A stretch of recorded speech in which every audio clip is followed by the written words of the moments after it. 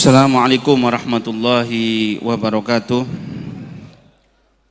Alhamdulillahirabbil alamin wassalatu wassalamu ala sayyidil mursalin sayyidina Muhammadin wa ala alihi wa sahbihi ajma'in. Amma ba'd. Abail kiram al-habaibul muhtaramun wa masyayikhul kurama wal hadirun rahimakumullah. Terjemahan daripada apa yang disampaikan oleh Al-Habib Jailani bin Al-Habsyi.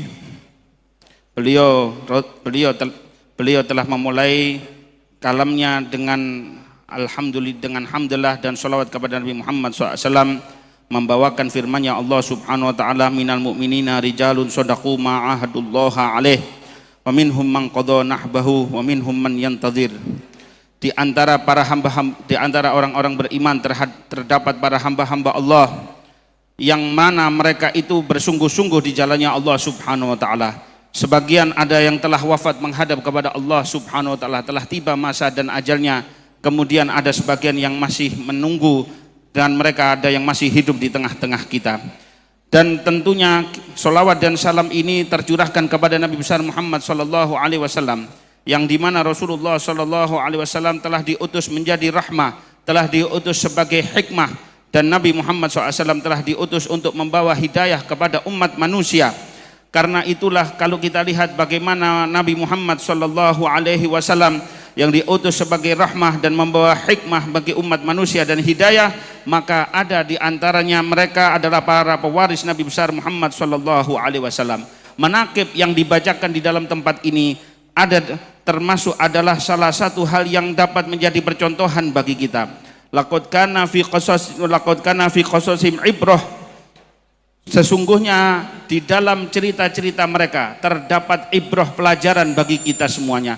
Maka hadisan yuftaro, bukan itu adalah cerita yang dibuat-buat, bukanlah sebuah cerita yang bohong. Maka kalau kita lihat Al-Quran saja telah menceritakan daripada para anbiya, daripada mereka para sholihin. Begitu juga kalau kita membacakan manaqib, itu adalah sejalan dengan apa yang Allah Subhanahu wa taala firmankan di dalam ayat ini. Tadi telah kita dengarkan bagaimana yang telah disampaikan oleh Al-Ustadz Sultan Barmawi. Tadi beliau telah berbicara yang mana itu menggambarkan tentang kesetiaan sebagai al-wafa, yaitu sebagai apa? Bagaimana setia kepada kita ini perlu setia kepada Allah, setia kepada Rasul, dan setia kepada para ahli baitnya Sayyidina Rasulullah sallallahu alaihi wasallam. Innama walikumullahu wa rasuluhu wal mu'minun. Sesungguhnya yang pantas untuk engkau setia adalah, yang menjadi wali kamu adalah Allah dan Rasulnya dan mereka orang-orang yang beriman. Dan tentunya kalau kita lihat bagaimana kehidupan para sahabatnya Sayyidina Rasulullah sallallahu alaihi wasallam, sejak mereka lahir telah terdidik untuk cinta kepada Nabi Muhammad sallallahu alaihi wasallam.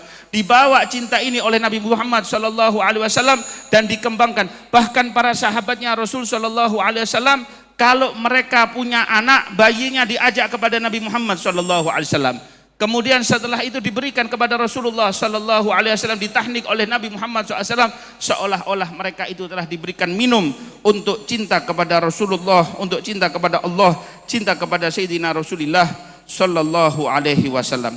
Karena itu kalau kita lihat bagaimana yang kita dengar daripada manaqib Al-Habib Ja'far bin Syekhon As-Segaf, yang mana beliau ini bukan hanya sekedar seorang ulama, tetapi sebelum menjadi ulama telah telah belajar kepada para ulama yang begitu banyak. Di antara guru-guru beliau adalah Al-Imamul Mustid Al-Habib Idrus bin Umar Al-Habsyi, dan di antaranya juga Al-Habib Ali bin Muhammad Al-Habsyi, yang mana mereka semuanya ini adalah ulama-ulama yang sangat besar, ulama-ulama yang dekat kepada Allah Subhanahu wa taala. Meskipun gurunya begitu sangatlah banyak, tetapi semuanya para guru tersebut yang mengajarkan ilmu ini adalah mereka memiliki satu tujuan. Sesungguhnya anugerah Allah itu berbagai macam-macam, tetapi maksudnya adalah satu. Innal ata imdaduhu mutanawwi'un. Kalau kita menginginkan madat, sumbernya itu berbagai macam. Karena itu jangan sampai kita mengharamkan diri kita untuk belajar daripada para ulama yang begitu banyak. Sebab seorang mukmin itu tidak pernah bakhil untuk belajar ilmu, nggak pernah pelit untuk mengambil ilmu. Al-hikmah dhalatul mu'min. Hikmah itu adalah barang yang temuan yang harus dicari oleh seorang mukmin. Siapa yang menemukannya, hendaknya dia mengambilnya. Karena itulah jangan sampai kita tidak memiliki guru, tidak menjadi orang yang rajin di dalam menuntut ilmu. Al-Imam Abdullah bin Alwi al-Haddad, beliau sendiri bahkan memiliki 100 orang guru. Saya belajar daripada 100 orang guru. Itulah beliau Al-Imam Abdullah bin Alwi al-Haddad.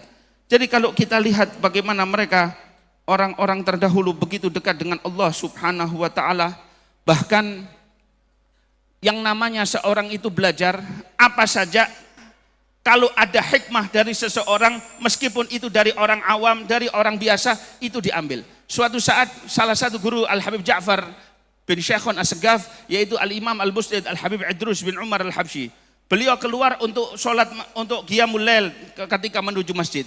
Ketika mau menuju masjid, beliau membaca ya awwalul awwalin, ya akhirul akhirin. Di situ ada satu orang awam yang lagi dekat, yang ada di dekat beliau sambil mengatakan Allahumma sholli ala Muhammad wa ala ali Muhammad. Berselawat kepada Nabi Muhammad sallallahu alaihi wasallam.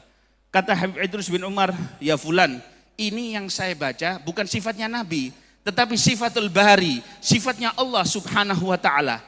Dia bilang, benar ya Habib, itu sifatul Bari. Walakin hadza Habibul Bari, tetapi yang saya solawati adalah kekasihnya Allah Subhanahu wa taala.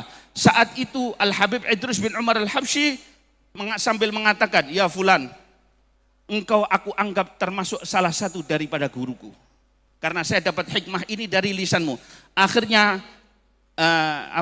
dahinya dikecup oleh Al-Habib Idrus bin Umar Al-Habsyi. Lihat bagaimana mereka ini tidak pernah mengharamkan diri mereka untuk mengambil ilmu daripada mereka kaum soleh, daripada para gurunya, daripada para ulama. Dan kemudian kalau kita lihat juga suatu saat Al-Habib Ali bin Muhammad Al-Habsyi pernah jalan di tengah jalan. Bahkan yang namanya guru itu bukan hanya sebatas kaum laki-laki saja, juga ada yang mengambil ilmu daripada kaum wanita. Suatu saat Al-Habib Ali Al-Habsyi di tengah jalan, beliau ketemu ada tiga orang perempuan. Dua tinggi, yang satu agak pendek sedikit. Kemudian ketika sambil berjalan itu dikatakan kalau yang ini adalah seperti huruf lana. Jadi ada kan tiga seperti ini. Satu yang tinggi kayak lam, yang agak pendek di tengah, jadi ibaratnya nun, kemudian ada alifnya. Jadi kalau dibaca seperti huruf lana. Akhirnya yang pendek ini tadi berpindah di akhir. Dia bilang, ya Habib, bukan lana. Kalau pindahnya seperti ini, maka akan menjadi lillah. Lam lam ha. Tinggi tinggi pendek. Lam lam ha lillah.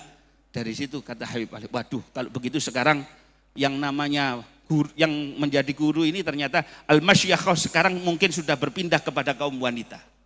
Ini daripada al-hikmah daripada al-Imam Al-Habib Ali bin Muhammad Al-Habsyi. Lihat bagaimana beliau ini mengambil istilahnya di tengah jalan, itu ada pengalaman apa saja yang menambahkan hikmah, maka di situ akan ditambahkan oleh beliau dan dijadikan sebagai bahan daripada pelajaran. Kemudian kalau kita lihat Al-Habib Abdul Bari bin Syekh Al-Idrus, beliau belajar kepada Al-Habib Ahmad bin Muhammad Al-Kaf. Belajarnya adalah ketika kitab belajar di Kutubul Mukhtasarat fil Fiqh. Saat itu kata Habib Abdul Bari, saya itu belajar ya kepada Al-Habib Ahmad ini matan. Ketika beliau ngajar, cuman ngulangi pembacaan matan saja. Beliau membaca matannya tanpa menambahkan syarah apapun. Enggak ada penjelasan tambahan, enggak ada. Tetapi kita keluar dari tempat itu justru semakin bertambah pemahaman. Bahkan sebelum ini kami belum mendapatkan pemahaman. Tetapi setelah guru ini tadi membacakan matan tersebut, Habib Ahmad membacakan matan, Allah Subhanahu wa taala membuka daripada hikmah tersebut. Allah Subhanahu wa taala memberikan futuh. Itulah mereka orang-orang yang belajar daripada para ulama, orang-orang solehin. Jadi kalau kita lihat bagaimana kita di tempat ini banyak para thalabatul ilm. Ini saya singkat aja ya, jadi biar enggak panjang-panjang ya. Tadi dikasih 5 menit kalau enggak salah. Banyak para thalabatul ilm. Intinya para thalabatul ilm itu jangan sampai kita itu enggan untuk hadir di majelisnya si fulan, atau hadir di majelisnya si fulan, atau untuk hadir di majelis ilmu, jangan sampai enggan untuk belajar ilmu. Al-Habib Ahmad bin Zain Al-Habsyi itu ketika Imamul Haddad wafat, beliau sudah umur, Habib Ahmad bin Zain ini umurnya 60 tahun. Begitu saja masih tetap membawa buku, buku dan membawa pena. Kenapa? Siap untuk catat yang namanya ilmu. Enggak berhenti, jadi santri itu enggak berhenti. Bukan kemudian nanti setelah dia, saya sudah belajar. Cukup sebenarnya dia belajar kepada Qutbul Irsyad wa Qatil Ibad al-Bilad Habib Abdul bin Haddad. Kurang apa lagi? Tetapi tarbiyah daripada mereka para solehin tidak mengharamkan dirinya akan daripada kebaikan. Kemudian kalau kita lihat juga di sini kita perlu ketahui bahwasanya setelah zaman sekarang ini terjadi berbagai macam fitnah. Jangan sampai kita itu terpecah belah. Ada orang-orang itu kepingin memisahkan antara ahlul bait dengan para ulama. Mereka itu ibaratnya kepingin liyutfi unurallah, untuk memadamkan cahaya Allah Subhanahu wa taala. Enggak akan bisa. Enggak akan bisa. Kenapa? Karena Allah Subhanahu wa taala yang menjaganya. Jadi karena itu jangan sampai kita ini menjadi orang yang semau kita sendiri. Setiap fitnah apapun yang terjadi hendaknya kita nu'alij, kita obati dengan hikmah, kita obati dengan akhlaknya Nabi besar Muhammad sallallahu alaihi wasallam. Dan kita lihat bagaimana kita menjalankan daripada al-khilafah. Jadi pesan Al-Habib Jailani ini tadi, mereka para salaf telah mendahului kita. Hendaknya kita itu menjadi contoh yang baik. Khilafah daripada mereka dengan apa? Khilafah di dalam ilmu, khilafah di dalam akhlak, khilafah di dalam cinta kepada, menyebarkan cinta kepada sesama dan menjaga persatuan sesama umatnya Nabi besar Muhammad sallallahu alaihi wasallam. Dan hendaknya kita tidak keluar daripada majelis ini melainkan dengan himmah, dengan semangat untuk bisa meniru daripada jalan-jalan mereka. Dan hendaknya kita keluar dari tempat ini adalah dengan kita kita memiliki taubat kepada Allah Subhanahu wa taala. Sambil kita ta'awun 'alal bir, sambil kita saling tolong menolong, sambil kita saling menyebarkan mahabbatul khair kepada sesama, maka insya Allah kita akan dijadikan oleh Allah Subhanahu wa taala sebagai umat yang bersatu. Sesungguhnya ini umat kalian ini adalah satu umat. Jangan sampai dipisah-pisah semuanya. Dan tentunya kita di dalam menjaga thariqah, ingat bahwasanya kita berkhidmah adalah untuk umatnya Rasulullah Shallallahu Alaihi Wasallam. Sebenarnya yang namanya thariqah ini ada Allah Subhanahu Wa Taala menjaganya. Sebagaimana Abdul Muttalib mengatakan, kalau saya adalah yang punya onta, tetapi Ka'bah sudah ada tuannya, yaitu Allah Subhanahu Wa Taala. Rabbun Yahmi, Allah yang akan menjaganya. Begitu juga di dalam setiap jalan kebaikan Allah Subhanahu wa taala akan menjaga, karena tetapi kita hendaknya tetap berkhidmah, tetap melayani, tetap memberikan kontribusi untuk menjalankan daripada kebaikan-kebaikan tersebut. Ini yang bisa saya terjemahkan. Kurang lebihnya saya mohon maaf. Wassalamualaikum warahmatullahi wabarakatuh. Fahmi, Ustaz.